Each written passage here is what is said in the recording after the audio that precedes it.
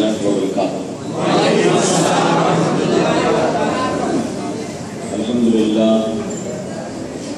الحمد لله رب العالمين والعاقبة للمتقين والصلاة والسلام على سيد الأنبياء والمرسلين أما بعد فأعوذ بالله من الشيطان الرجيم بسم الله الرحمن الرحيم وما أرسلناك إلا رحمة للعالمين صدق الله مولانا العلي العظيم وصدق نبي الأمين المختار الكريم ونحن على ذلك من الشاهدين والشاكرين والحمد لله رب العالمين. بادر توحید کے متوالوں، شمع رسالت کے پروانوں، غوثو خواجہ اور رضا کے چاہنے والوں، آئیے سب سے پہلے ہم اور آپ نہایت ہی ادب و احترام کے ساتھ اپنے اور ساری کائنات کے مرکز عقیدت جناب محمد رسول اللہ صلی اللہ علیہ وسلم کی بارگاہ بےکس پناہ میں جس طرح سے میں آپ کو پڑھاؤں میرے ساتھ مل کر بآواز بلند رضی غلامی درود و سلام کے انداز میں پیش کریں. پڑھیں الصلاۃ والسلام علیک یا رسول اللہ، الصلاۃ والسلام علیک یا حبیب اللہ،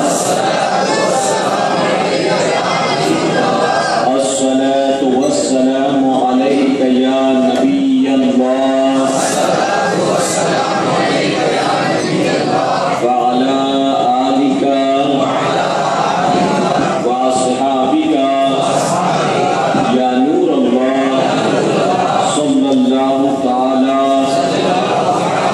علیہ وسلم. رب کعبہ کی بارگاہ میں دعا ہے مولا اپنے حبیب صاحب اولاد صلی اللہ علیہ وسلم کے صدقہ پہلے ہم تمام حاضرین اور سامعین کو تو دم واپسی تک حق کہنے، حق سننے اور اپنے حق والے بندوں کے دامن سے وابستہ رہنے کی توفیق عطا فرما.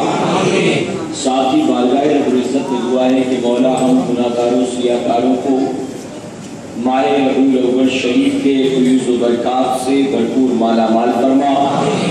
مولا ہمیں موت آنے سے پہلے ایک مرتبہ اس مہینے کی 12 تاریخ مدینے میں نصیب فرما اور ہمیں ہماری قیامت تک آنے والی تمام نسلوں کو دم واپسی تک شریعت اور سنت کے دائرے میں رہتے ہوئے دھوم دھام سے اپنے محبوب پاک کی میلاد پاک منانے کی توفیق عطا فرما.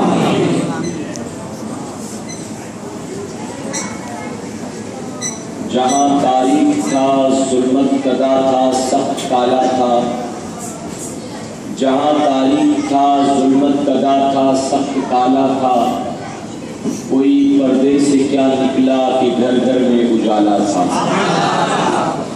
اور ایک عرب نے آدمی کا بول بالا کر دیا، ایک عرب نے آدمی کا بول بالا کر دیا، خاک کے ذروں کو ہم دوش سریا کر دیا. ایک عرب نے آدمی کا بول بالا کر دیا، خاک کے ذروں کو ہم دوش سریا کر دیا. جو نہ تھے خود راہ پر اوروں کے ہادی بن گئے، جو نہ تھے خود راہ پر اوروں کے ہادی بن گئے. کیا نظر تھی جس نے مردوں کو مسیحا کر دیا. اور صبح طیبہ میں ہوئی بٹتا ہے باڑا نور کا، صبح طیبہ میں ہوئی بٹتا ہے باڑا نور کا، صدقہ لینے نور کا آیا ہے تارا نور کا. اور میں گدا تو بادشاہ بھر دے پیالہ نور کا، کہیں آمین. میں گدا تو بادشاہ بھر دے پیالہ نور کا، نور دن دونا تیرا دے ڈال صدقہ نور کا. اور یا رسول اللہ صلی اللہ علیہ وسلم آپ کی تشریف آوری سے پہلے اس دنیا کا کیا حال تھا؟ فرماتے ہیں ناریوں کا دور تھا دل جل رہا تھا نور کا. ناریوں سے مراد جہنمیوں کا. ناریوں کا دور تھا دل جل رہا تھا نور کا، تم کو دیکھا ہو گیا ٹھنڈا کلیجہ نور کا. میرے پیارے آقا کی پہلوان، سب سے پہلے میں آپ تمام حاضرین اور سامعین تحریک سنی دعوت اسلامی کی طرف سے بہت بہت ماہ ربیع الاول شریف کی مبارکباد دیتا ہوں، آقا کے میلاد پاک کی مبارکباد دیتا ہوں اور دعا کرتا ہوں اللہ رب العزت ہمیں آپ کو سب کو اس کی برکتوں سے بھرپور مالا مال فرمائے۔ میرے پیارے آقا کے پیروانوں، ہم اور آپ جانتے ہیں اچھی طرح سے کہ یہ ربیع الاول شریف کا مہینہ ہے اور اس ماہ مبارک کی 12 تاریخ کو نسبت حاصل ہے ہمارے اور آپ کے پیارے آقا سے۔ اسی مہینے کی 12 تاریخ کو ہمارے اور آپ کے پیارے آقا جناب محمد رسول اللہ صلی اللہ علیہ وسلم مکہ معظمہ کی سرزمین پر آمنہ خاتون کے شکم سے جلوہ افروز ہوئے، تو چونکہ اس مہینے کو نسبت حاصل ہو گئی میرے آقا سے، یہ مہینہ بڑی فضیلتوں والا، بڑی عظمتوں والا ہو گیا۔ میرے پیارے آقا کے پیروانوں، اگر کہوں تو غلط نہیں ہوگا، ربیع الاول شریف کا مہینہ وہ مہینہ ہے کہ اگر یہ مہینہ نہ ہوتا تو رب تبارک تعالیٰ باقی 11 مہینوں کو بھی پیدا نہ فرماتا، اور صرف 11 مہینے کیا، رب خود فرماتا ہے، حدیث قدسی ہے، محبوب تمہیں پیدا کرنا مقصد نہ ہوتا تو میں ساری کائنات ہی کو پیدا نہ فرماتا، ساری کائنات کو پیدا نہ کرتا اگر محبوب تمہیں پیدا کرنا مقصد نہ ہوتا۔ پتا چلا ہم ہوئے تم ہوئے کہ میر ہوئے، ہم ہوئے تم ہوئے کہ میر ہوئے، سب انہی زلفوں کے اسیر ہوئے۔ اللہ نے ساری کائنات کو اپنے حبیب کے صدقے میں پیدا فرمایا۔ محبوب نہ ہوتے تو نہ زمین ہوتی، نہ آسمان ہوتا، نہ چرند پرند ہوتے، نہ انسان ہوتا، نہ جنات ہوتے، کوئی مخلوق نہ ہوتی، نہ کائنات ہوتی۔ یہ سب کچھ اگر ہے تو یہ اللہ نے سب محبوب کے صدقے میں پیدا فرمایا ہے، اور یہی وجہ کہ ہم اس ماہ مبارک کا بہت احترام کرتے ہیں، اس کی تعظیم کرتے ہیں۔ کبھی کبھی ایسا ہوتا ہے کہ جب ہم اس مہینے کی تعریف کرتے ہیں تو بعض لوگ اعتراض کرتے ہیں کہ جو باتیں آپ ربیع الاول شریف کے بارے میں کہہ رہے ہیں، آپ کچھ دنوں پہلے، کچھ مہینوں پہلے یہی باتیں رمضان شریف کے بارے میں کہہ رہے تھے، یہ مہینہ بڑی فضیلت والا ہے، بڑی عظمت والا ہے، بڑی نیکیوں والا، بڑے انعام والا، تو یہ جو آپ بات بدلتے ہو پارٹیشنز کی طرح، کبھی کا یہ سب سے اچھا، کبھی کہتے یہ سب سے اچھا، آپ ڈیسائیڈ کر لو کہ سب سے اچھا مہینہ کون سا ہے، ربیع الاول شریف کا ہے کہ رمضان شریف کا ہے۔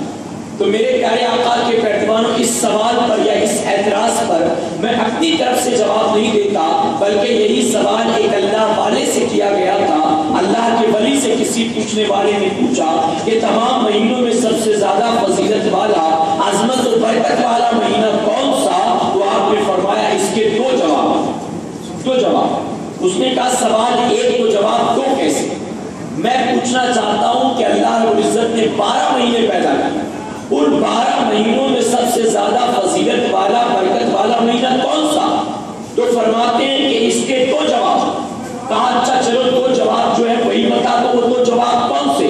تو فرماتے ہیں ایک جواب ماتھے کی نگاہوں سے ہے اور دوسرا جواب جو ہے وہ دل کی نگاہوں سے۔ فرماتے جب میں ماتھے کی نگاہوں سے دیکھتا ہوں تو مجھے پتا چلتا ہے کہ رمضان شریف کا مہینہ سب سے فضیلت والا، برکت والا، اس کی وجہ کہ اس مہینے میں رب تبارک تعالیٰ شیاطین کو قید کر دیتا ہے، جہنم کے دروازے بند کر دیے جاتے ہیں، جنت کے دروازے کھول دیے جاتے ہیں۔ اس مہینے میں کسی بندے مومن کا انتقال ہو، اس کو بے حساب کتاب اللہ جنت میں داخل کر دیتا ہے، مسلمان کی روزی بڑھا دی جاتی ہے، ایک نیکی کرنے والے کو 70 گنا ثواب ملتا ہے۔ ہم جب ماتھے کی نگاہوں سے دیکھتے ہیں تو پتا چلتا ہے رمضان شریف کا مہینہ تمام مہینوں میں سب سے افضل ہے، سب سے بہتر ہے۔ لیکن فرماتے جب دل کی نگاہوں سے دیکھتے ہیں تو دل بے ساختہ پکار اٹھتا ہے کہ اگر ربیع الاول کا مہینہ نہ ہوتا اللہ ماہ رمضان کو بھی پیدا نہ فرماتا۔ اس سے فرماتے ایک جواب شریعت کی روشنی میں اور ایک جواب محبت کی روشنی میں۔ شریعت کہتی ہے رمضان سب سے افضل ہے اور محبت کہتی ہے کہ ربیع الاول سب سے بہتر ہے۔ میرے پیارے آقا کے پیروانوں جو اعتراض کرنے والے ہیں یہ کسی حال میں نہیں چھوڑتے، آپ اگر ان کو یہ جواب دے دو تو بھی یہ مطمئن ہو کر خاموش ہونے والے نہیں، ان کا معاملہ ہی جدا ہے۔ بتائیے مطمئن ہوتے؟ ہم مدینہ منورہ کی تعریف کریں تو اس پر بھی تکلیف ہے، اپنے نبی کی تعریف کریں تو اس پر بھی تکلیف ہے، ہم کسی مہینے کی تعریف کریں اس پر بھی تکلیف، ہم کسی ولی کی تعریف کریں تو اس پر بھی تکلیف۔ تو یہ وہ لوگ ہیں جو پیدا تکلیف اور ان کی آخرت میں ان کو بڑی تکلیف ہونے والی ہے، آخرت میں ان کو بڑی تکلیف ہونے والی ہے، اور یہ چاہتے ہیں کہ یہ ہمیں بھی تکلیف میں مبتلا کر دے، تو ہم ہرگز ان کی ان باتوں سے یا ان کے ان سوالات سے یا اعتراضات سے تکلیف میں ہرگز ہم نہیں آتے، بلکہ ایسے سوال جو قائم کرتا ہے وہ خود ہی تکلیف میں مبتلا ہو جاتا ہے۔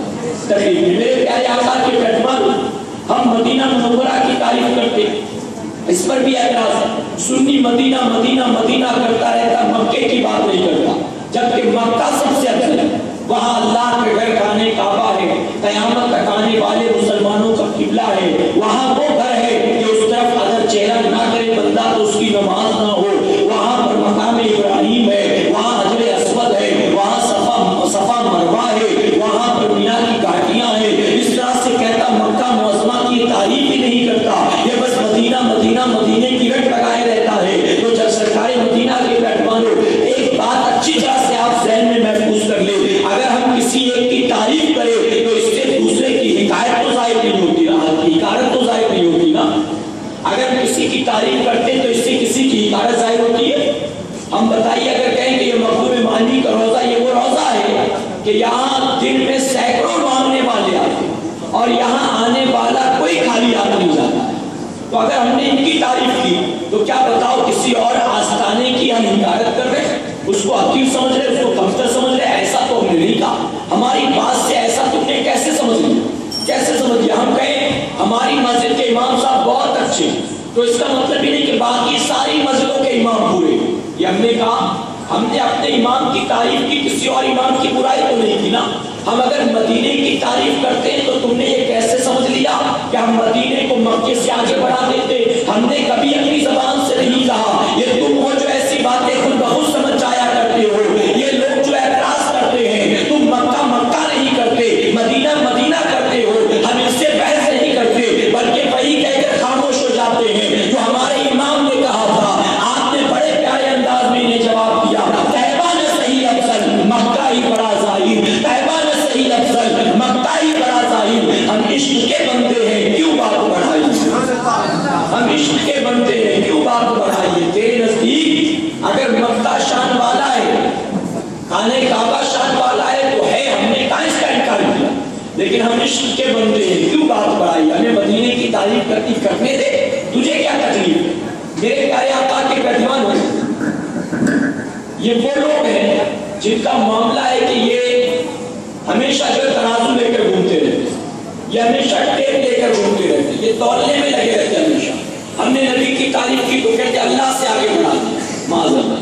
ہم نے امام احمد رضا خان فاضل بریلوی کی تعریف کی، اعلیٰ حضرت کہہ دیا، اعلیٰ حضرت، تو کہتے اعلیٰ حضرت، اس کا مطلب ابو بکر صدیق سے بڑے ہوتے ہو، معاذ اللہ۔ تم ابو بکر کو تو اعلیٰ حضرت نہیں کہتے، عمر کو اعلیٰ حضرت نہیں کہتے، عثمان غنی کو اعلیٰ حضرت نہیں کہتے، ان کو اعلیٰ حضرت کہتے ہو، اس کا مطلب ہے سنیوں تمہارے نزدیک یہ صحابہ سے افضل ہو گئے، معاذ اللہ، بہتر ہو گئے، معاذ اللہ۔ میرے پیارے آقا کے پیغمبر، ہم نے تو کبھی ایسا نہیں کہا نا۔ درود شریف پڑھنے کی مرتبہ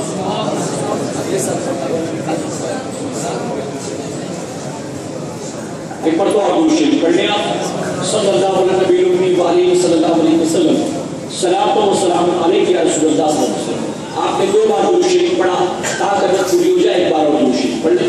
اللہم صلی علی محمد و آلہ وصحبہ۔ اکثر ایسا ہوتا ہے کہ پروگرام ختم ہو جاتا ہے، ساؤنڈ سسٹم والے سیکھتے رہ جاتے ہیں، سیکھتے اب تک سٹینڈ ہی نہیں لگا اور پروگرام کہہ رہے ہیں 12 بجے شروع ہو چکا ہے، اب تک سٹینڈ کی سیٹنگ نہیں ہے، 1 بار اور درود شریف پڑھیں۔ اللہ رب محمد صلی اللہ علیہ وسلم، محمد صلی اللہ علیہ وسلم۔ میرے پیارے آقا کے پیغمبر، صرف بات آئی تو میں آپ کو بتا دوں کہ میرا آج کی رات یہاں پر آنا نہیں تھا، بلکہ میری آج تقریر جو تھی وہ ادونی میں تھی، آندھرا پردیش کا ایک علاقہ، مجھے آج وہاں پہنچنا تھا، لیکن ایک حادثے کی بنیاد جو کہ میری بیوی جو ہے وہ پوری طرح سے جل چکی ہے اور وہ پچھلے 7 دنوں سے اسپتال میں ہے، اور اسی وجہ سے میں آؤٹ آف بامبے نہیں گیا، میں نے سارے پروگرام کینسل کر دیے اور میں ہفتے بھر سے تقریباً صرف اور صرف ان کے ساتھ اسپتال میں ہوں۔ جب وہ سو گئی رات کو 2 بجے نکل کر وہاں سے میں آپ کے درمیان تقریر کر رہا ہوں، تو میرے پاس وقت نہیں ہے کہ میں 5-6 بجے تک آپ کے ساتھ ہوں، بلکہ ان کی آنکھ کھلنے سے پہلے مجھے یہاں سے واپس وہاں پہنچنا ہے۔ آج کی رات آپ دعا کریں اللہ شفائے کاملہ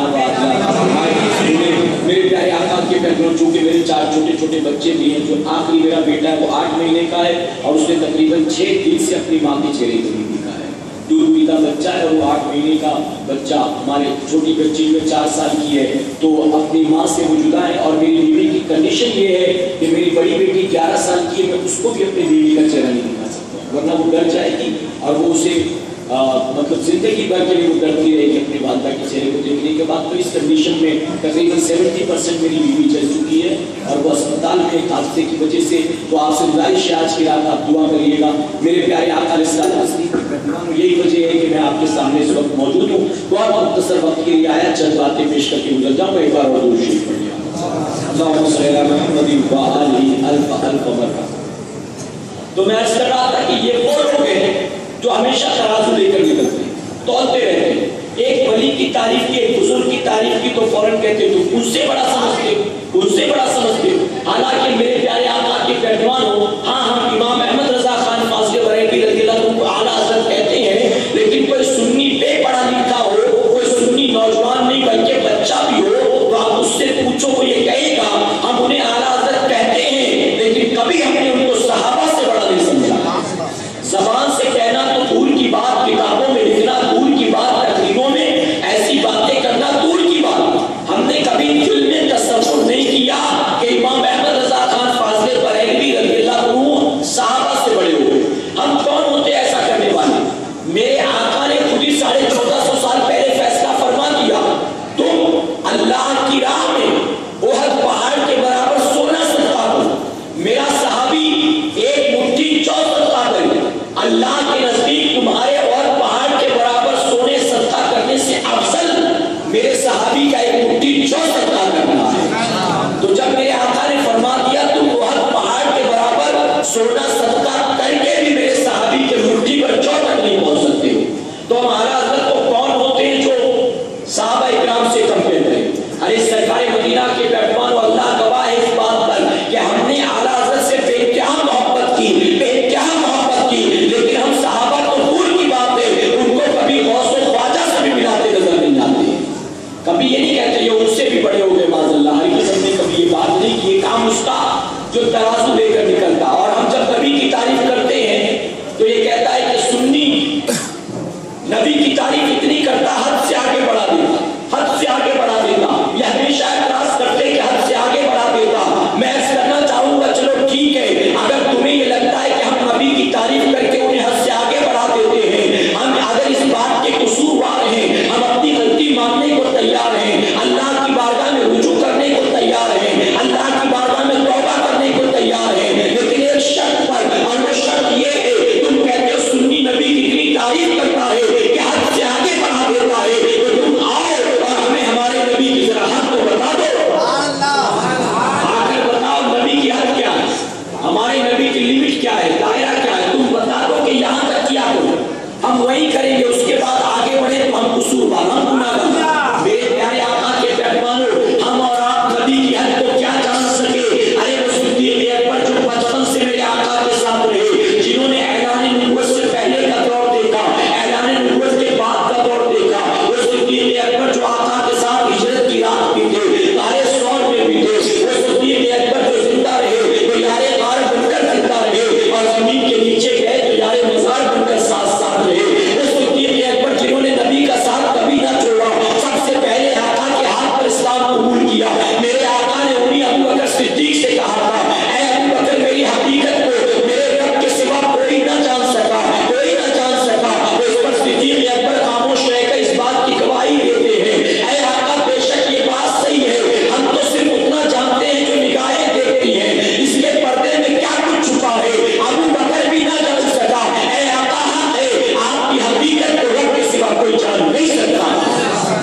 تو آقا کی حقیقت ابو بکر بھی جان نہ سکے، آج کا مولوی جان لے گا بتاؤ، اور کہتا حد سے آگے بڑھا دیتے ہو۔ حد تو بتا دو میرے نبی کی کیا ہے، تم حد مقرر کر دو، آئندہ اسی کے اندر رہیں گے انشاءاللہ، وعدہ کرتے، لیکن حد کو بتا دو۔ میرے پیارے آقا کے پیغمبروں، پہلے سے وہ لوگ ہیں جو طرح طرح کے اعتراضات قائم کرتے ہیں، ان کے پاس ثبوت تو پھر بھی وہ مانتے نہیں، پھر بھی نہیں مانتے، بلکہ ان کے اعتراضات کا سوالات کا سلسلہ ختم نہیں ہوتا۔ اور دیکھیں دنیا بڑی ترقی کر چکی ہے، پہلے ایسا ہوتا تھا کہ مارکیٹ میں سیزنل فروٹس آتے تھے، سیزنل ویجیٹیبلز آتے تھے. سردیوں کا موسم ہے, یہ ملے گا یہ نہیں ملے گا. گرمی کا سیزن آ گیا, یہ ملے گا یہ نہیں ملے گا. بارش شروع ہو گئی, اب یہ ملے گا اب یہ نہیں ملے گا. یہ فلاں فروٹ کا سیزن, یہ فلاں سبزی ترکاری کا سیزن. تو جیسے پہلے سیزنل فروٹس اور ویجیٹیبلز آتے تھے, اب ایسے ہی مارکیٹ میں سیزنل کویسچنز آیا کرتے ہیں. سوالات. اسلامی سال کا پہلا مہینہ آیا, ماہ محرم الحرام, مارکیٹ میں نئے سوال آ گئے. یہ ذکر حسین کی محفل کہاں لکھا ہے قرآن شریف میں؟ یہ جو کچڑا بناتے ہو بخاری شریف میں کہاں ہے؟ یہ سبھی جو لگاتے ہو مسلم شریف میں کہاں ہے؟ یہ کس ولی نے کیا, کس بزرگ نے کیا؟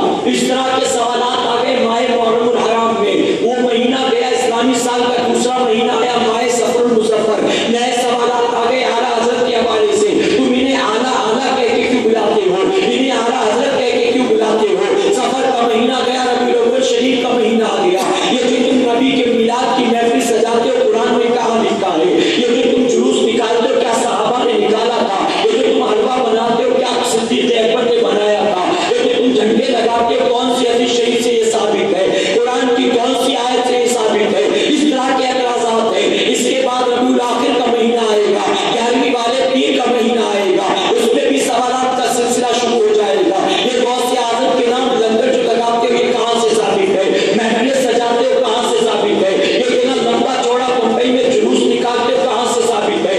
اے سرکار مدینہ کے پہلوانوں, یہ وہ لوگ ہیں جن کے باپ داداؤں نے سوال کیا تھا, نبی کا علم غیب کہاں سے ثابت ہے؟ نبی حاضر و ناظر ہے تو کہاں سے ثابت ہے؟ نبی کو پیٹ پیچھے کی خبر ہے تو کہاں سے ثابت ہے؟ نبی قیامت میں کام آئیں گے, کہاں سے ثابت ہے؟ نبی آج بھی زندہ ہے, کہاں سے ثابت ہے؟ انگوٹھا چومنا کہاں سے ثابت ہے؟ کھڑے ہو کر صلاۃ و سلام پڑھنا کہاں سے ثابت ہے؟ مصیبت پریشانی میں یا رسول اللہ کہہ کے اپنے نبی کو مدد کے لیے بلانا کہاں سے ثابت ہے؟ فاتحہ خوانی کہاں سے ثابت ہے؟ قرآن خوانی کہاں سے ثابت ہے؟ یہ تیرہ چالیسواں کہاں سے ثابت ہے؟ اپنے مرنے والوں کی برسی کہاں سے ثابت ہے؟ ولیوں کا عرس کہاں سے ثابت ہے؟ مزار پر چادر کہاں سے ثابت ہے؟ قبروں پر پھول ڈالنا کہاں سے ثابت ہے؟ یہ وہ لوگ ہیں جن کے اکابرین نے ایسے ایسے سوالات کیے تھے. اور اے مسلمانوں, انہوں نے جتنے سوالات کیے تھے, اللہ نے سارے سوالوں کا جواب بنا کر امام احمد رضا کو پیدا فرمایا. ان کے جتنے اعتراضات تھے, میرے امام نے ان کے سارے سوالوں کا جواب دے دیا. اور سوال کا جواب ایک فتوے کی شکل میں نہیں, ایک کویسچن آنسر کی شکل میں نہیں. جتنے اعتراضات تھے, اعلیٰ حضرت نے ہر اعتراض کے عوض میں کتابیں لکھی ہیں. 1000 سے زیادہ کتابیں لکھی ہیں امام احمد رضا خان فاضل بریلوی نے. اور جب دلائل کے انبار جب لگانے کی بات آئی ہے, اعلیٰ حضرت نے حکایات سے دلائل کے انبار نہیں لگائے ہیں, جس سے کہانیوں سے ثبوت نہیں دیا ہے. نبی کے حاضر و ناظر ہونے کی بات تھی, آپ نے قرآن کی آیتوں سے ثابت کیا ہے, آپ نے بخاری مسلم کی حدیثوں سے ثابت کیا ہے. نبی کے علم غیب کی بات تھی, آپ نے قرآن کی آیتوں سے ثابت کیا ہے, آپ نے سیاستہ کی کتابوں سے ثابت کیا ہے. نبی قیامت میں کام آئیں گے, آپ شافع محشر بن کر زمین پر چل رہے ہوئے. جب اعتراض کیا گیا, آپ نے قرآن و حدیث کی روشنی میں اس کا جواب دیا. لیکن ذرا دل پر ہاتھ رکھ کر آپ بتاؤ, اعلیٰ حضرت نے ان کے ہر سوال کا جواب دے دیا, لیکن اس کے باوجود کیا یہ ان جوابوں کو مان کر توبہ کر کے سنی بن گئے؟ کیا یہ مطمئن ہو گئے کہ چلو اچھا ہوا جواب مل گیا, اپنی غلطی سے ہم توبہ کرتے ہیں, ہم بھی سنی ہو گئے؟ ہوئے نہیں ہوئے, نہیں ہوئے. تو یہ وہ لوگ ہیں جن کا کام اعتراض کرنا, جواب 1000 دے دو, یہ ماننے والے نہیں. اور مسئلہ یہ ہے, آج کا بڑا پیچیدہ مسئلہ یہ ہے کہ یہ آج جو اعتراضات کرتے ہیں, یہ اپنے اعتراضات لے کر علماء کے پاس نہیں جاتے. یہ ڈھونڈتے کوئی رسم و رواج والا سنی مل جائے, کوئی بے پڑھا لکھا سنی مل جائے, ایسا سنی جو جمعرات درگاہ پہ جاتا ہو, جمعہ مسجد میں جاتا ہو, پڑھا لکھا نہ ہو, ایسے کو ڈھونڈو. ایسا سنی ملے جو سندل میں آگے ناچتا ہو, ایسا سنی ملے جو مخدوم معنی کی بارگاہ میں چادریں کو چڑھاتا ہو لیکن ماں کو جھڑکیاں بھی دیتا ہو, اپنی والدہ کو جھڑکیاں دیتا ہو, اس کو یہ پتا بھی نہ ہو کہ مخدوم معنی کی بارگاہ میں چادر چڑھاتا ہو ان کو راضی کرنے کے لیے. ارے مخدوم معنی کو جو مقام ملا ہے, وہ مقام چادر چڑھا کے نہیں ملا, اپنی ماں کو راضی کر کے یہ مقام ملا. اور یہ سوچتا ہے میں وہاں چادر چڑھا کے ان کو سیٹ کر دوں گا. بے شک تیری چادر اللہ قبول کرے گا, لیکن اس وقت جب تیرے والدین تجھ سے راضی ہوں گے. اگر ماں باپ خوش نہیں ہیں, مخدوم معنی راضی ہو جائیں گے. ارے جو خود اپنے ماں باپ سے اتنی محبت اپنی والدہ کا اتنا فرما بردار ہو کہ ماں نے پانی مانگا لے کر آئے، ماں کی آنکھ لگ گئی تھی تو رات بھر پیالہ لے کر سرہانے کھڑے رہے۔ 15 20 25 30 سال کے کڑیل نوجوان نہیں تھے بلکہ 7 یا 9 سال کے بچے تھے۔ اس عمر میں ماں کا یہ احترام تھا، اس عمر میں ماں کی یہ فرما برداری تھی۔ ارے بچپن کی حالت میں جو ماں سے اتنی محبت کرتا ہو، آپ ذرا سوچو اس کی جوانی کا عالم کیا رہا ہوگا، اس کی جوانی میں فرما برداری کا عالم کیا رہا ہوگا۔ تو جو اپنی ماں سے بچپن میں اتنا محبت کرتا رہا ہو، ایک نوجوان ماں کو چھلک کر آیا ہو چادر چڑھانے، مخدوم معنی خوش ہوں گے، اس سے خوش ہوں گے۔ میرے پیارے آقا کے پیروانوں، والدہ نے پانی مانگا لے کر آئے، آنکھ لگ گئی تھی والدہ کی، رات بھر پیالہ لے کر کھڑے رہے۔ 7 یا 9 سال کے بچے تھے، آج 20 22 سال کے نوجوان کو ماں کہے بیٹا 2-3 دن سے شام ہوتے ہی مجھے لگتا ہے جیسے بخار آ گیا، جسم پورا تپنے لگتا ہے، آج جلدی آ جانا تو اسپتال چلیں گے، ڈاکٹر کو دکھانے چلیں گے۔ تو 20 22 سال کا جوان بیٹا جھڑک دیتا ہے میرے پاس فالتو کام کے لیے ٹائم نہیں ہے، بہت مشکل سے تو آج ٹائم ملا دوست سے ملنے کا، میں 6 بجے چھوٹوں گا 7 بجے چھوٹوں گا تو مجھے فلاں جگہ جانا ہے اپنے دوست سے ملنے کے لیے، اسپتال جانا ہے، میرا انتظار مت کرنا، ٹائم نہیں میرے پاس، کسی اور کے ساتھ چلے جانا۔ بوڑھے باپ نے اپنی چٹھی میڈیکل کی دوا کی چٹھی دیتے ہوئے 25 سال کے جوان بیٹے سے کہا بیٹا واپسی کے وقت ذرا میری یہ دوا لے آنا، تو بیٹا مسکرا کر کہتا میرے پاس زہر کھانے کو پیسہ نہیں ہے، میں تمہاری دوا کہاں سے لے کر آؤں، چوری کروں کہ ڈاکہ ڈالوں، میرے پاس پیسہ ویسا نہیں تمہاری دوا لانے کے لیے، تمہارے پاس ہو تو منگا لو ورنہ رہنے تو کوئی فرق نہیں پڑتا، اللہ نے جب تک کی لکھی ہے زندگی تب تک جیو گے، موت نہیں آئے گی انشاءاللہ۔ سمجھے آج کا جوان بیٹا اس طرح ماں باپ کا حق ادا کرتا، اور مخدوم ماہمی نے کس انداز میں اپنے ماں باپ کا حق ادا فرمایا ہے، دیکھو ان کی زندگی میں۔ تو یہ سوال کس سے کیے جاتے؟ پڑھے لکھوں سے نہیں، سوال اس سے کیا جاتا جو پڑھا لکھا نہیں۔ اگر واقعی سمجھنا ہے، انگوٹھا چومنا کہاں سے ثابت، قبروں پر حاضری دینا کہاں سے ثابت، چادر چڑھانا کہاں سے ثابت، اگر واقعی سمجھنا چاہتا ہے تو حق تو یہ ہے کہ یہ سوال لے کر علماء کے پاس جا، عالم کے پاس جا۔ بمبئی میں نہ سنی مساجد کی کمی ہے اور نہ سنی علماء کی کمی ہے، علماء کے پاس جاؤ وہ تمہیں اطمینان بخش جواب دیں، لیکن جواب لینا ہو سمجھنا ہو تب جائے علماء کے پاس، سمجھنا نہیں ہے، بلکہ جو کنفیوژن کا وائرس اس کے اندر گھس گیا ہے نا وہی آپ میں ٹرانسفر کرنا چاہتا ہے، وہی آپ میں منتقل کرنا چاہتا ہے کہ وہی آپ میں بھی آ جائے، میں بھی کنفیوز تو بھی کنفیوز۔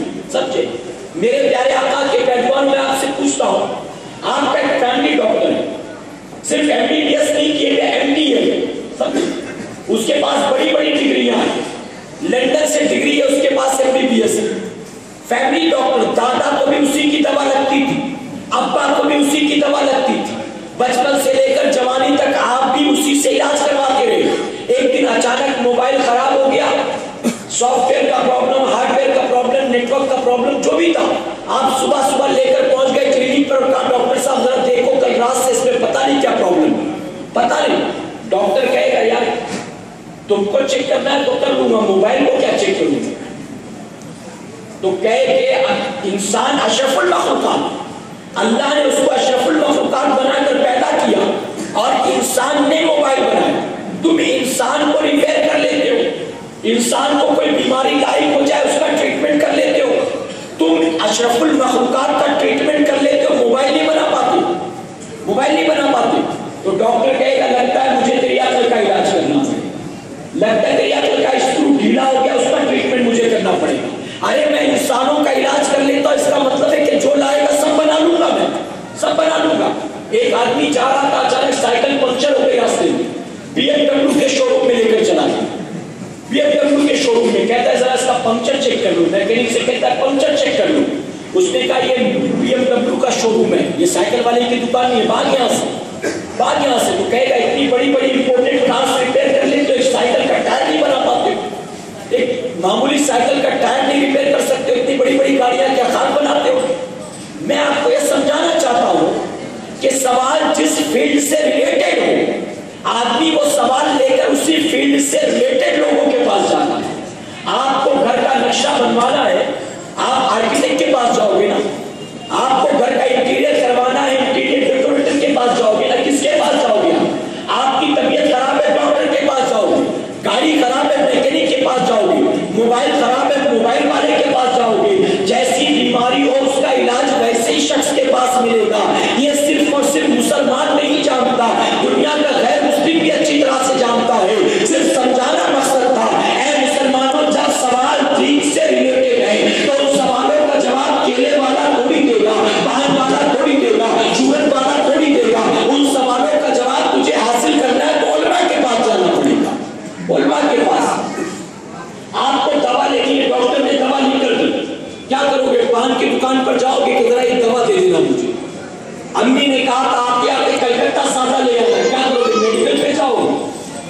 कि कलकत्ता सादा मंगाए, बना देना जल्दी से। क्या करोगे आप? जब तक दवा लेना हो तो मेडिकल पर जाएंगे, पान लेना हो पान वाले के यहाँ जाएंगे। तो अगर ये समझना है कि मिलाद मनाना कहाँ से साबित है, झंडे लगाना कहाँ से साबित है, जुलूस निकालना कहाँ से साबित है, 12 रबीउल अव्वल को हलवा बनाना कहाँ से साबित है? अगर ये सवाल पूछना है तो पढ़े लिखे सुन्नी से ना पूछ। अरे जिसको 5 कलमा नहीं आता मिलाद का सबूत कहाँ से देगा? जिसको वज़ू के मसले नहीं मालूम है वो जुलूस का सबूत कहाँ से देगा? जिसको वज़ू का तरीका नहीं आता है वो झंडे लगाने की दलीलें कहाँ से देगा? वो कौन से कुरान कौन सी हदीस से इसकी दलील पेश करेगा? तुझे ये सवालात पूछने हैं, हमारी जमात के उलमा के पास जा, वो तुझे इत्मीनान बख्श जवाब देंगे। ऐ सरकार मदीना के मेहमानों, समझना मकसद हो तो उलमा के पास आएगा, वो तो कंफ्यूज करना चाहता है। और यही वजह है ऐसे फितरों के पुरफितन माहौल में अपने रिश्ते को दीन से मजबूत कर लो। अगर रिश्ता दीन से मजबूत हो गया, हमने दीन को सीख लिया, हमने दीन को समझ लिया, तो यकीनन अल्लाह तबारक तआला हमारी दुनिया की भी हिफाजत फरमाएगा, हमारे ईमान की भी हिफाजत फरमाएगा। ऐ सरकार मदीना अलैहिस्सलाम तस्लीम के पैगंबरों, अब आइए चंद बातें आपके सामने मैं गोशगुजार करता हूँ। सबसे पहले तो तहरीर से नेमत के तौर पर अर्ज करना चाहूंगा, उस करीम का बड़ा करमे खास है, उस करीम का हम गुनाहगारों सियाकारों पर एहसान है। हम फितरों के पुरफितन दौर में पैदा हुए।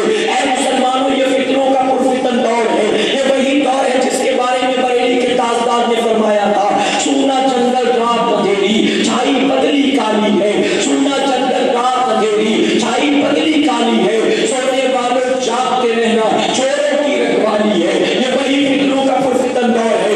अगरचे अल्लाह ने हमको इस दौर में पैदा किया, लेकिन उसका बड़ा करम और बड़ा एहसान है, उसने हमें मिलाद के मुनकिरों के घर पैदा नहीं किया, उसने हमें मिलाद मनाने वालों के घर पैदा फरमाया।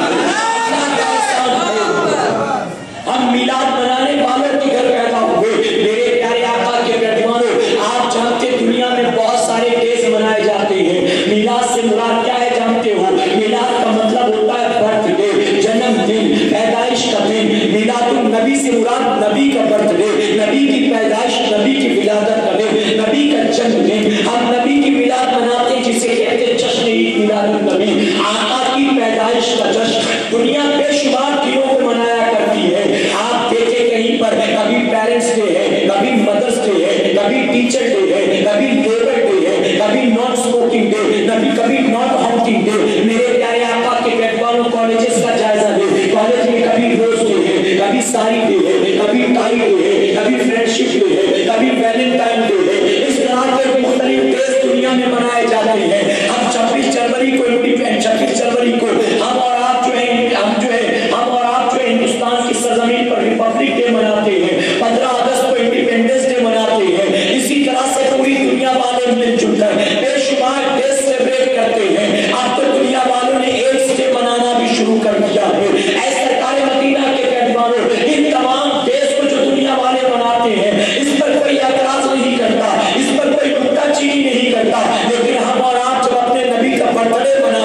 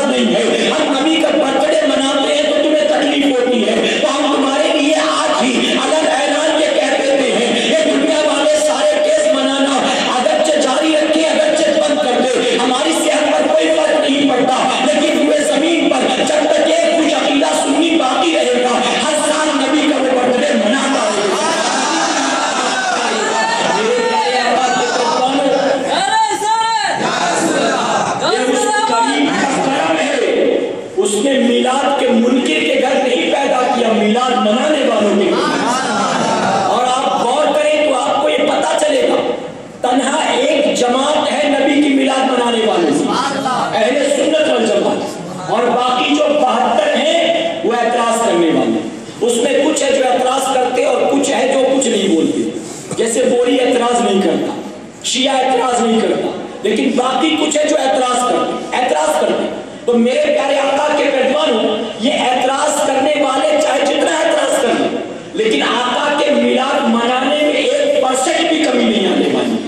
اور کمی تو دور کی بات، ہم اور آپ دیکھ رہے ہیں جیسے جیسے وقت گزرتا جا رہا ہے آقا کے میلاد کا جشن بھی بڑھتا چلا جا رہا ہے. آپ 15-20 سال پہلے کی تاریخ اٹھا کر دیکھ لو، اتنا مجمع نہیں ہوتا تھا جلوس میں جتنا آج ہوتا ہے. اتنا مجمع نہیں ہوتا، پتا ہوتا ہے اتنا نہیں تھا 20 سال پہلے 25 سال پہلے جو مجمع آج ہوتا.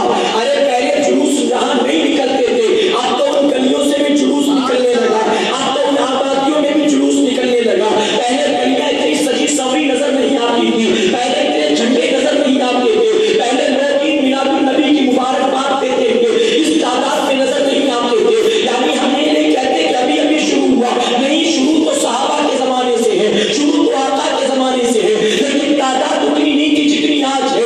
اور جانتے اس کی وجہ کیا ہے؟ اس کی وجہ کہ رب نے خود ہی محبوب سے وعدہ کر لیا، ورفعنا اللہ کا ذکر، ہم نے تمہاری خاطر تمہارے ذکر کو بلند کر دیا. اور ایک مقام پر رب نے فرما دیا، اے محبوب تمہاری ہر آنے والی گھڑی پچھلی گھڑی سے بہتر ہوگی. پتہ چلا جیسے جیسے وقت گزرتا چلا جائے گا، اللہ کا وعدہ ہے محبوب تمہارے میلاد منانے والوں کی تعداد بڑھتی چلی جائے گی.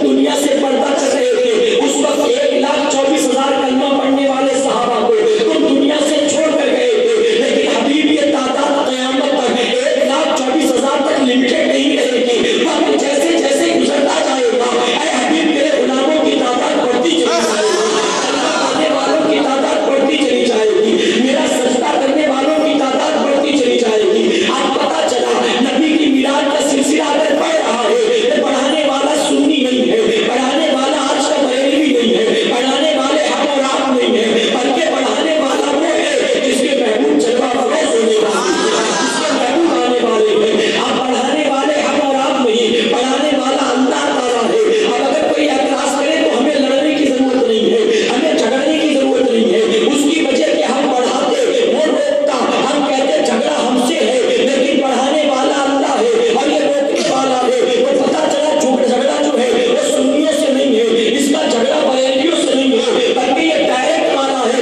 اس لیے اس کا جھگڑا ڈائریکٹ اللہ تعالیٰ سے، اس کا جھگڑا ڈائریکٹ اللہ سے. اور اسی لیے اعلیٰ حضرت نے فرمایا اس کو عقل ہوتی تو خدا سے نہ لڑائی لیتے، عقل ہوتی تو خدا سے نہ لڑائی لیتے. یہ گھٹائیں اسے منظور بڑھانا دیا، یہ گھٹائیں اسے منظور بڑھانا دیا. میرے پیارے آقا کے پیغمبر وقت کے ساتھ ساتھ آقا کے میلاد منانے والوں کی تعداد بڑھتی چلی جائے گی. اور جانتے ہو کبھی کبھی یہ آپس میں ملتے ہیں، ایک دوسرے کے ساتھ بیٹھتے ہیں تو ایک دوسرے کی تسلی کے لیے کہتے ہیں دیکھو اس سال جلوس میں پبلک کم تھی نا، اپنی دل کی تسلی کے لیے. تو کہتے ہیں ہاں اس بار تو اتنا مجمع نہیں تھا. تو کہتے ہیں ہم جو اتنی محنت جو کر رہے ہیں، اتنی تبلیغ جو کر رہے ہیں، اتنی محنت جو کر رہے ہیں، یہی وجہ کہ دھیرے دھیرے لوگ کم ہو رہے ہیں، ختم ہو رہے ہیں. اللہ ہدایت دے رہے ہیں، اللہ ہدایت دے رہے ہیں. پھر کہتے ہیں کچھ سالوں میں سب ختم ہو جائے گا، ہماری محنت اللہ پھول فرمائے گا. اپنی دل کی تسلی کے لیے، جبکہ حق تو یہ ہے جیسے جیسے وقت گزر رہا تعداد بڑھ رہی ہے اور 2, 4, 8, 10 سال میں ختم ہونا، کم ہونا تو دور کی بات ہے. میرے اعلیٰ حضرت نے پہلے ہی فیصلہ کر دیا تم 2, 4 سال کی بات کرتے ہو، حشر تک ڈالیں گے ہم پیدائش مولا کی بھوٹ مثل فارس نشر کے گراتے جائیں گے. اور خاک ہو جائے یا تو چل کر مگر ہم تو رضا، خاک ہو جائے یا تو چل کر مگر ہم تو رضا. تب میں جب تک کم ہے ذکر ان کا سناتے جائیں گے، تب میں جب تک کم ہے ذکر ان کا سناتے جائیں گے. میرے پیارے آقا کے بیٹھوانوں، اعتراض کرنے والے پورے بالوں پر کی طاقت سے لگے ہیں اور میرا پروردگار بڑھانے میں لگا.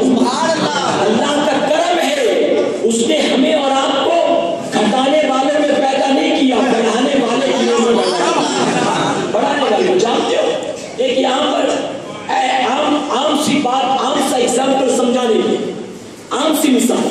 میرے پیارے آقا کے بیٹھوانوں، ایک بادشاہ کے گھر میں شادی کے 10 سال کے بعد بیٹا ہو، اولاد ہی نہیں تھی، وہ بھی پریشان، بیوی بھی پریشان، حکیم ٹریٹمنٹ پر ٹریٹمنٹ کر کے تھک گئے، اولاد نہیں ہوئی.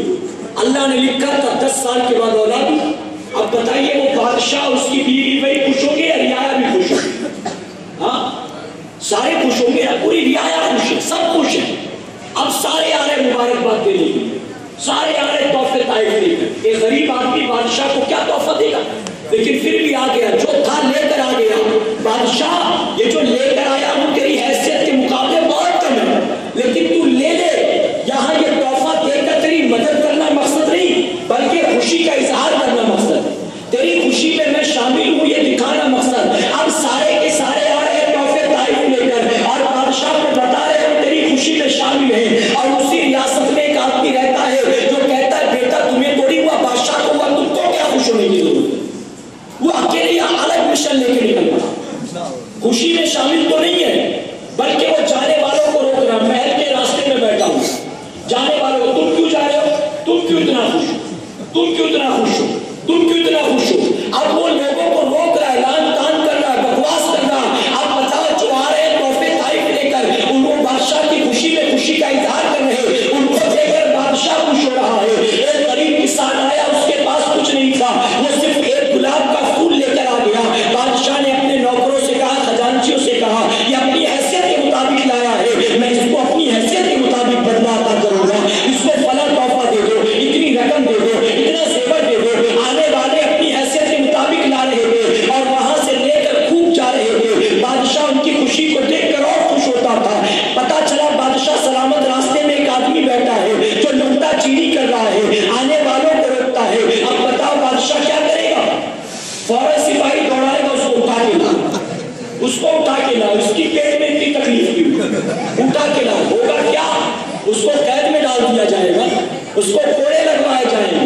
بادشاہ کے گھر بیٹا پیدا ہوا، جتنے خود بخوش بادشاہ ان سے خوش، اور جس کو تکلیف ہے یقیناً بادشاہ اس سے ناراض ہوتا ہے، اس کو کوڑے لگوائے گا.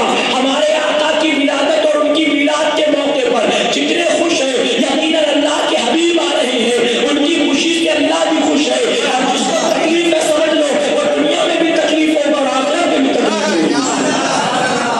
اور اسی لیے اعلیٰ حضرت نے پہلے کہہ دیا، پہلے ہی فرما دیا، آج لے ان کی پناہ، آج مدد مانگ ان سے، آج لے ان کی پناہ، آج مدد مانگ ان سے. کل نہ مانیں گے قیامت میں اگر مان گیا، کل نہ مانیں گے. کل جانتے ہو کل کرلا میں میرا ایک بیان تھا، بڑی شاندار محفل تھی الحمدللہ.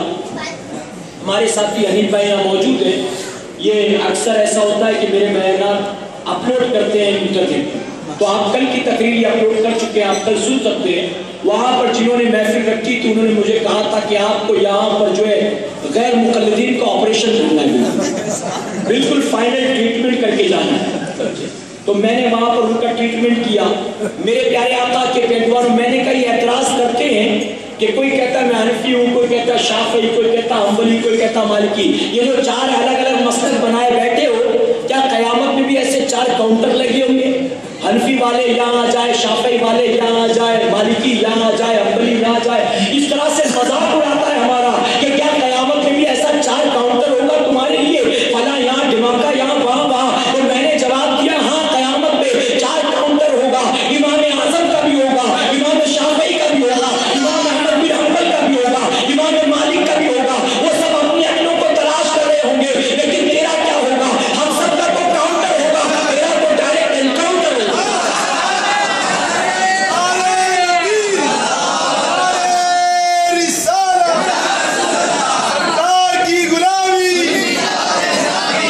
ایسی سرجری کر کے آیا ہوں، بہت دن تک رکے گا، بہت دن تک. اور جانتے اس کی ریزن کیا تھا؟ ہمیں کوئی تکلیف نہیں ہے. کچھ دن پہلے ان کا مولوی آیا تھا جس کا نام ہے جرجس. میں اس کو کہتا ہوں جرجس نہیں ہے، ماں باپ کی لرزش ہے، ماں باپ کی غلطی کا نتیجہ ہے. میں نے تو کہا تھا یہ میں اس کا نام لے کے وہاں پر بھی کہوں گا، تو ساتھیوں نے کہا نام مت دینا، اس کی وجہ کہ اس نے نام نہیں لیا تھا کسی کا. اور مذاق اڑاتا ہے، مذاق اڑاتے کہتا ہے کہ کسی غیر مسلم نے سوال کیا کہ ہم جو ہے کھڑی کی پوجا کرتے ہیں، سنی پڑی کی پوجا کرتے ہیں. یعنی جو مزار پر جاتے ہیں نا تو کہتا ہے کہ ہم تو کھڑے کی پوجا کرتے ہیں، سنی پڑے کی پوجا کرتے ہیں. تو ہم میں اور اس میں فرق کیا رہا؟ فرق کیا رہا؟ معاذ اللہ. اس طرح تو جب ہمارے ساتھ چھیڑ چھاڑ کرے گا تو ہم کیا کریں گے؟ ہم کیا کریں گے؟ ہم سے کوئی اس کا پرسنل معاملہ ہوتا تو چھوڑ دیتے، صبر کر کے. اور کیوں صبر کرتے؟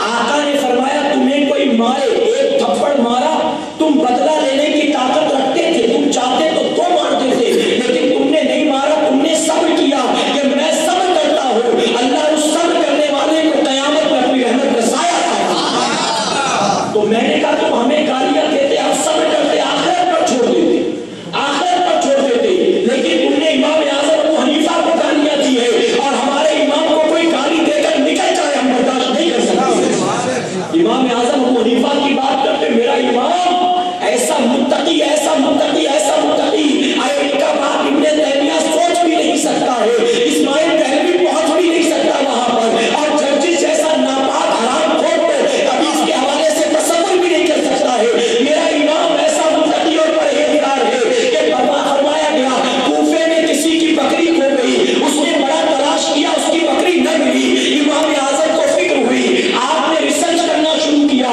کہ بکری کی عمر کتنی ہوتی ہے، پتا چلا 3 سال میکسیمم 4 سال، آپ نے 4 سال تک کوفے میں بکری کا گوشت نہیں کھایا ہے، بس اس وجہ سے کہ کہیں وہ گم شدہ بکری نہ ہو کہ اس کو بیچ دیا ہو کسی نے اور حلال کر کے دکاندار بانٹے اور میں اسے لا کر کھا لوں۔ اتنے متقی تقوی و طہارت کے پہ کرتے، اور ان کے بارے میں یہ غیر مقلد کہتا ہے امام اعظم ابو حنیفہ کو 4 حدیث یاد، 4 حدیث یاد تھی۔ جب ایسی بکواس کرے گا تو کیا بتاؤ ہم اسے چھوڑیں گے، بخشے کیا؟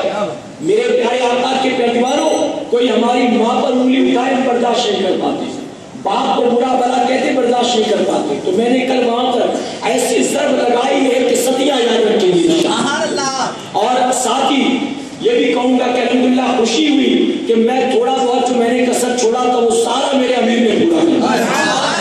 میرے بعد حضرت کی تقریر ہوئی اور حضرت نے بھی یہی موضوع بنایا، یہی موضوع بنایا، اور حضرت نے بالکل اوپن جو ہے ان کا ایکسپوزر کیا اور بالکل اوپن آپریشن کیا۔ یہاں ہوتا ہی ہے کہ سرجری کر کے ٹانکا لگایا جاتا ہے، حضرت نے تو ایسے ہی چھوڑ دیا، ایسے چھوڑ دیا کہ تجھے یاد رہے گا کسی سنی سے پالا رہا ہے۔ میرے پیارے آقا کے پیروان کو بیٹھ کر درود شریف پڑھنے اللہم محمد صلی اللہ علیہ وسلم میرے پیارے آقا کے پیروان، چونکہ یہ پروگرام جو ہے یہ درگاہ کمیٹی کی جانب سے رکھا گیا ہے، الحمدللہ میرے پیارے آقا کے بالکل لاسٹ مومنٹ میں تیاری کی گئی، اس کے بعد اللہ کا شکر ہے، اللہ کا کرم ہے، مقدوم ماہمی کے صدقے ہماری محنت کوشش 19 سے زیادہ اللہ نے کامیابی عطا کی۔ تو چونکہ تقریب شروع ہو چکی تھی لیکن انتظام ہمیشہ یہ محفل جو ہے وہ مقدوم ماہمی رحمۃ اللہ کے قدموں میں ہوا کرتی ہے، بالکل دروازے کے سامنے، وہاں پر ساری تیاریاں ساتھیوں نے کر لی ہے۔ ہم بس یہ سوچ کر محفل کو شفٹ نہیں کر رہے تھے کہ ہو سکتا ہے لوگ بھاگ جائیں، اور ہمارے ساتھی گھبرا رہے تھے کہ موئن بھائی نے نعت شریف پڑھی، سب نے سنا، اب اگر ہم اس کو ٹرانسفر کریں گے تو ہو سکتا ہے کہ لوگ چلے جائیں، صادق بھائی کو لوگ نہ ملے، پھر صادق بھائی کس کے درمیان بیان کریں گے؟ تو چلیے اب اس یہاں پر میں اپنی گفتگو کو روکتا ہوں اور گزارش کرتا ہوں کہ اس کو شفٹ کر دیں۔ اب جن کو لگتا ہے سب کچھ سیکھ کے وہ جا سکتے ہیں، اور جن کو لگتا ہے ابھی کچھ سیکھنا باقی ہو وہاں چلیں گے انشاءاللہ۔